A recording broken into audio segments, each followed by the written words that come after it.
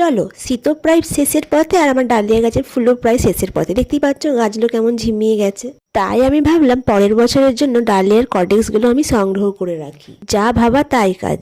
দেখতেই পাচ্ছ আমি যে ডালিয়া গাছটা কাটলাম, আমি ভেবেছিলাম এর কডেক্সটা হয়তো অনেক বড় হবে। এ মা, এ কি শেষমেশ দেখি পুরো শেকড়টা পচে কি অবস্থা। তাই ওই গাছটাকে বাদ দিয়ে বাকি গাছগুলোকেও কেটে ফেললাম। সে কি এই গাছগুলোরও সে দেখি একই অবস্থা, কিচ্ছু কডেক্স নেই। আর তোমরা যারা কডেক্স মানে জানো না, ডালিয়া গাছের নিচে একটা পেঁয়াজের মতন ফল হয়, ওটাকেই কডেক্স বলে। গাছগুলো এত বড় বড় ছিল, আমি ভেবেছিলাম কডেক্সগুলো হয়তো অনেক বড় হবে। খুঁড়ে দেখি কিচ্ছু নেই, সে একই সেম শেকড়। তাই একটু মন খারাপ হয়ে গেছিলো। সব গাছগুলো কেটে ফেললাম, তাও কিচ্ছু পেলাম না। শেষমেশ এই ছোট্ট গাছটাকে কাটলাম, দেখো কি বেরোয়। এত খাটনির পর ফাইনালি আমি একটা কডেক্স পেলাম।